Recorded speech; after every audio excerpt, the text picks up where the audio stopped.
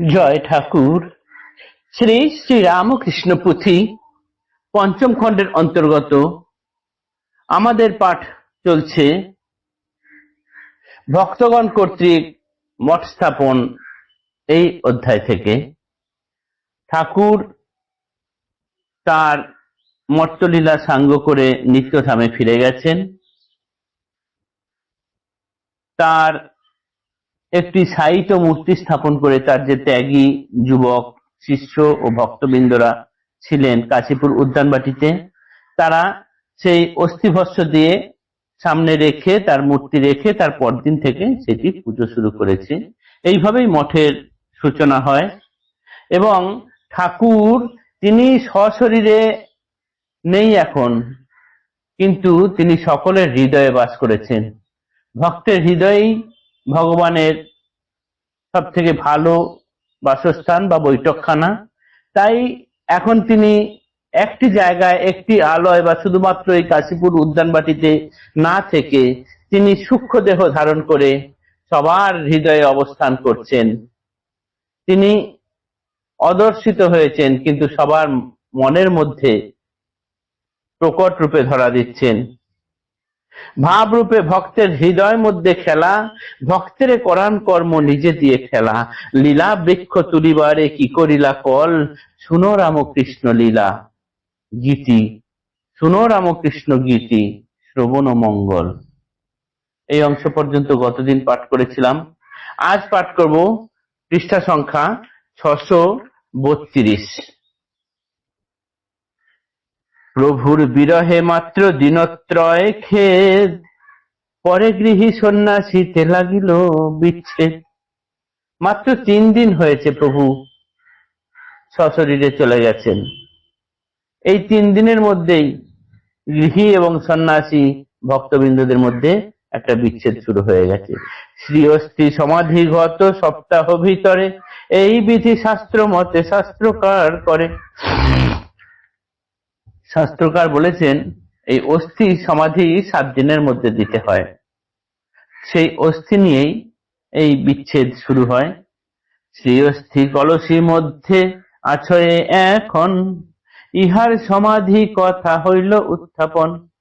নিরূপিত ঠাই আর ঠিক নাহি হয়, সচিন্তিত ভক্তবর্গ অবিরত রয়। সব কর্মে সদাশয় রাম আগুয়ান, কাকুর গাছিতে আছে তাহার বাগান।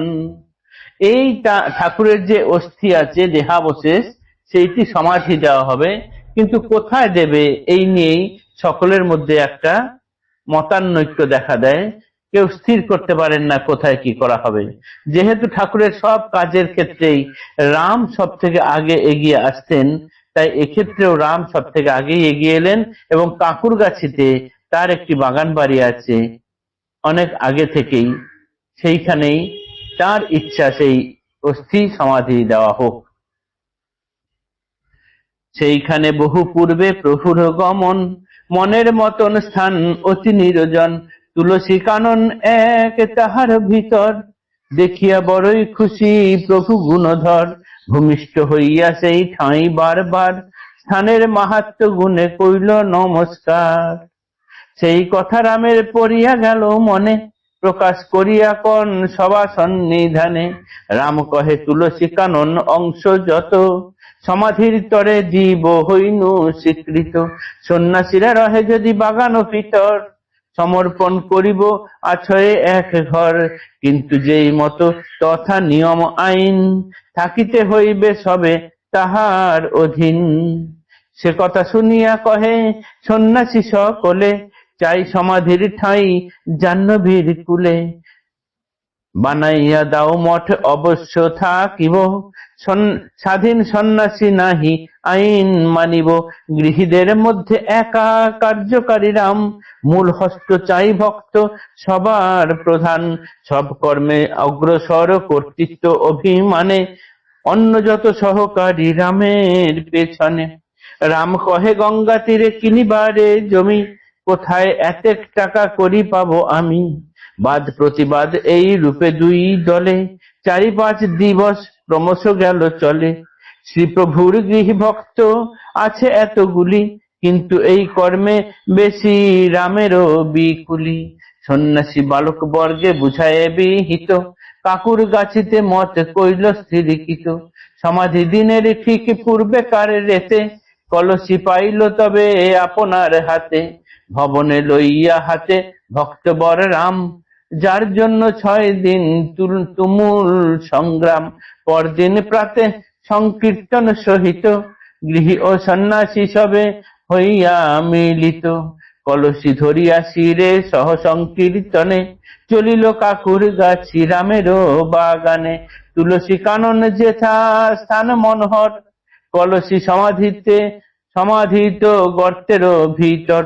তবে তদুপরি করে বেদির সূচনা, ক্রমশ হইল পরে মন্দির স্থাপনা। নিত্য নিত্য ভোগ রাগ যেই মতো বিধি, কালে কালে পর্বোৎসব হয় অদ্যাবধি।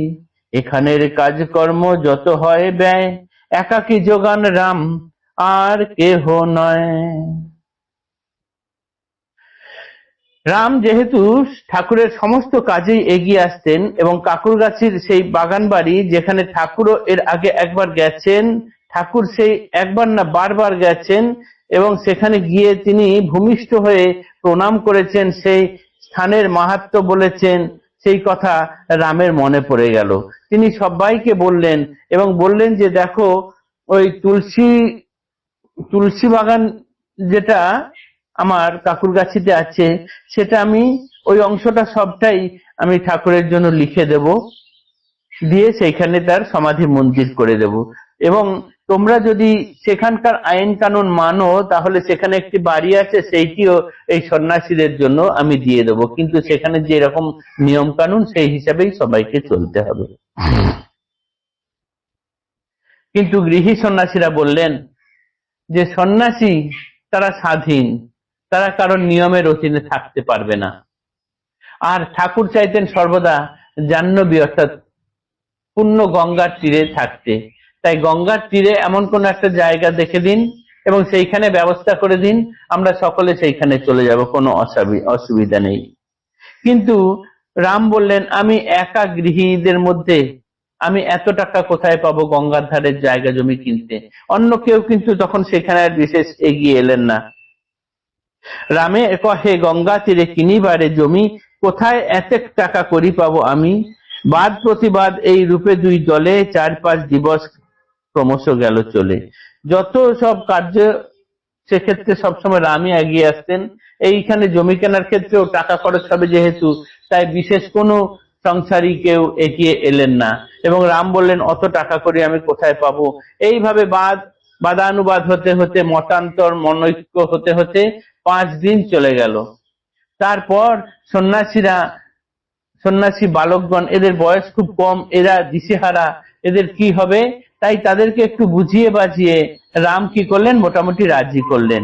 তাই রাজি করে কাকুরগাছিতেই ঠাকুরের এই অস্থি সমাধি করে সেইখানে মন্দির করার স্থির করলেন, এবং সমাধি দেওয়ার আগের দিন তিনি এই কলসি হাতে পেলেন।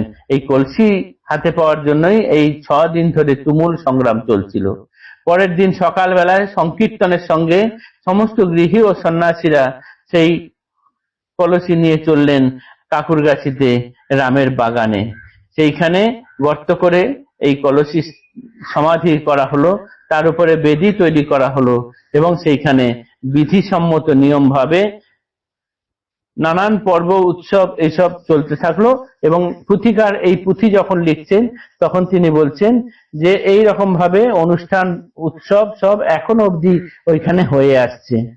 এখানের কাজকর্ম যত হয় ব্যয়, একাকী যোগান রাম আর কেহ নয়। তবে কি, এটা যেহেতু ওই রামের বাগান বাড়িতেই হয়েছে, তাই কিন্তু এখানে যত খরচ খরচা ইত্যাদি রামই যোগান দেন, আর অন্য কেউ নয়। এই রকম অবস্থায় আমরা সন্ন্যাসী বর্গকে করতে দেখলাম। তারা এখন এই যে কদিনের কথা বলা হচ্ছে, পুথিকার পুঁথি লিখছেন, ঠাকুরের শরীর চলে যাওয়ার পর থেকে এই ততদিন পর্যন্ত ওই কাকুরগাছি যে রামের বাগান বাড়ি, সেখানেই ঠাকুরকে নিয়ে তার সমাধিতে সবাই ত্যাগী সন্তানেরা রয়েছেন। আমরা এইটুকুই দেখলাম। আগামীকাল পরের অংশ আবার পাঠ করব। জয় ঠাকুর। নমস্কার।